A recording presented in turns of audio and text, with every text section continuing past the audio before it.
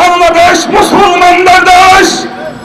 এই দেশে কোরআনের বিরুদ্ধে অবস্থান গ্রহণ করলে তাদের অস্তিত্ব থাকবে না ইনশাআল্লাহ। আমি ইউনিভার্সিটির ছাত্রদেরকে বলি, তোমরা কোরআনের পক্ষে লড়ে যাও, প্রশাসনকে ঘেরাও করো। এই জাতীয় রাজনীতিবিদ আমরা তোমাদের সাথে আছি। যারা কোরআনের বিপক্ষে অবস্থান করবে তাদেরকে এই দেশ থেকে প্রতিরোধ করা হবে ইনশাআল্লাহ। আজকে বাংলাদেশে হিন্দু ধর্মের তারা খুব শান্তিতে আছে, কিন্তু শতকরা 90% মুসলমান আমরা বসবাস করি, আমরা কিন্তু শান্তিতে নাই। কারণ আজকে বাংলাদেশে ইউনিভার্সিটিগুলোতে পূজা করার পারমিশন লাগে না, কিন্তু ইফতার মাহফিল করার পারমিশন লাগে, কোরআন ক্লাস করার পারমিশন লাগে।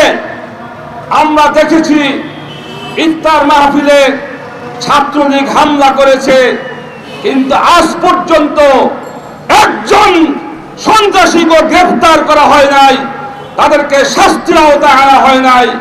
কিন্তু উল্টা যারা কোরআন ক্লাস শুরু করেছে তাদের কোরআন ক্লাস বন্ধ করার পায়তারা করা হচ্ছে।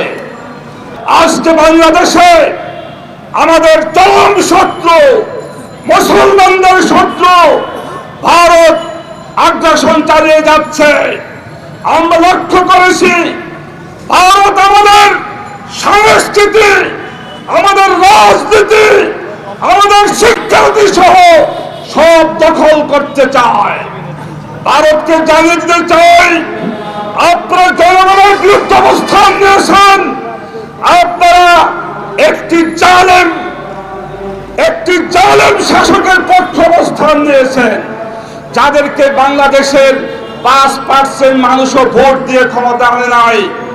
ভারতকে বলবো, বাংলাদেশের জনগণের বিরুদ্ধে অবস্থান গ্রহণ করবেন না।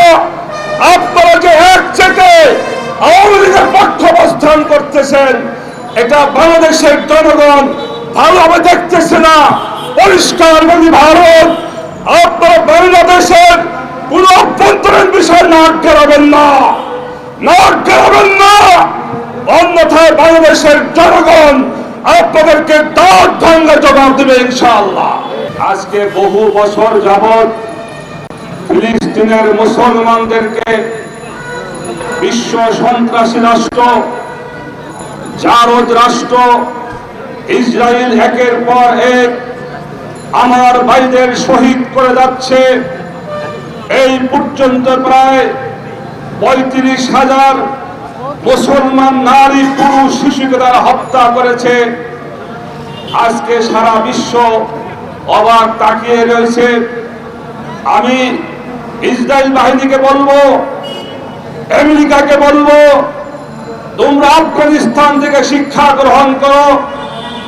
আফগানিস্তানের মুসলমানরা তাদের দেশ রক্ষা করার জন্য, স্বাধীনতা অর্জন করার জন্য তোমাদেরকে যেইভাবে কুকুরের মতো পিটাইয়া দেশ থেকে বিরত করেছে, সেদিন বেশি দূরে নয় ফিলিস্তিনের মুসলমানরাও তোমাদেরকে ফিলিস্তিন থেকে পিটাইয়া বিদায় করবে ইনশাআল্লাহ। আমরা ফিলিস্তিন মুসলমানদেরকে বলবো, আমরা তোমাদের সাথে আছি, সারা বিশ্বের মুসলমান তোমাদের সাথে আছে। তোমরা এগিয়ে যাও, তোমাদের বিজয় একদিন ইনশাআল্লাহ অবশ্যই হবে। আজকে আমরা যারা বাংলাদেশের মুসলমান বসবাস করি, আজকে আমরাও শান্তিতে নাই। আমি সর্বশেষে গণ অধিকার পরিষদকে আজকের এই সংহতি সমাবেশ আয়োজন করার জন্য ধন্যবাদ জানিয়ে এবং ভারতীয় আগ্রাসনের বিরুদ্ধে রুখে দাঁড়াতে আহ্বান জানিয়ে, ভারতীয় পণ্য বর্জন করার আহ্বান জানিয়ে এবং এই আওয়ামী দুঃশাসনের বিরুদ্ধে ঐক্যবদ্ধ আন্দোলন করার আহ্বান জানিয়ে আমার বক্তব্য শেষ করছি। খোদা হাফেজ। বাংলাদেশ জিন্দাবাদ।